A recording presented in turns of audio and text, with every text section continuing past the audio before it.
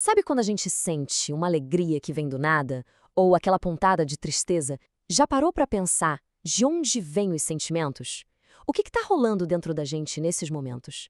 Hoje a gente vai mergulhar fundo em um dos maiores mistérios da nossa existência. Essa é uma pergunta que com certeza todo mundo já se fez, não é? Aquela onda de felicidade, a tristeza que aperta o peito ou até o medo que surge de repente, o que afinal de contas está acontecendo no nosso corpo e na nossa mente? Olha, essa busca por respostas não é de hoje, claro. Mas o mais legal é que a ciência moderna está finalmente começando a desvendar esse mistério. E a resposta? Bem, ela pode virar de cabeça para baixo tudo o que a gente achava que sabia sobre nós. Vamos nessa? E para guiar a gente nessa jornada, temos o neurocientista Antônio Damasio, num livro que é essencial para entender isso, Ao Encontro de Spinoza. Ele traz uma perspectiva que, olha, desafia séculos de pensamento, misturando filosofia e neurobiologia de um jeito simplesmente brilhante. E é aqui que a gente chega no coração da ideia do Damasio. Ele mostra uma diferença crucial entre duas palavras que usamos o tempo todo como se fossem a mesma coisa, mas que para o nosso cérebro são mundos completamente diferentes: emoção e sentimento.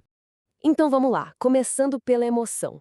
Pensa nela como se fosse uma performance pública do nosso corpo, sabe? É o coração que dispara, os músculos que ficam tensos, são aquelas reações físicas que dá pra ver. É o corpo reagindo ao mundo, ali, pra todo mundo ver. Agora, o sentimento. Bom, o sentimento é a experiência privada, interna, dessa emoção. É o nosso cérebro lendo o que está acontecendo no corpo, criando o que o Damasio chama de mapas neurais de toda essa agitação. Basicamente, é aquele momento do clique, quando a gente percebe, opa, isso que eu estou sentindo é medo, ou, nossa, isso é alegria.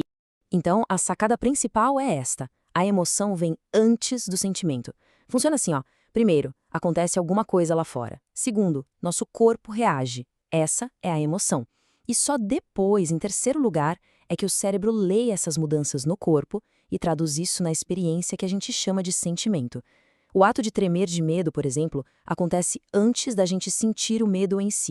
Essa ideia de que a mente lê o corpo é revolucionária. E por que tão revolucionária assim? Porque ela simplesmente derruba uma das crenças mais antigas e fortes da nossa cultura, aquele mito de que mente e corpo são coisas separadas. E aqui a gente vê um verdadeiro embate de gigantes.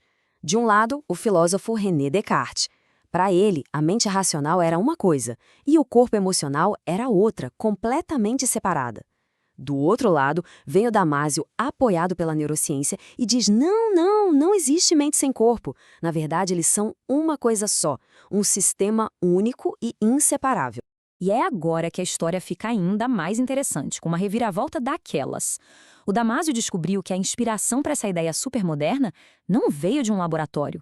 Veio dos textos de um filósofo lá do século XVII. O nome dele? Baruch Spinoza. E o mais incrível disso tudo, Spinoza e Descartes viveram na mesma época. Então, enquanto Descartes estava lá publicando suas ideias sobre mente e corpo separados, o Spinoza já estava, remando totalmente contra a maré, propondo uma visão radicalmente diferente, unificada. E essa é a grande sacada do Spinoza que o Damasio traz de volta à tona. Para ele, os sentimentos não são, de jeito nenhum, inimigos da razão, como muita gente pensava. Muito pelo contrário, eles são parceiros, cúmplices indispensáveis. São eles que dão para a gente a informação vital sobre o mundo para a nossa razão poder tomar as melhores decisões. Pensa só, quase 400 anos antes da neurociência moderna ter as ferramentas que tem hoje, Spinoza já tinha sacado que mente e corpo eram uma coisa só.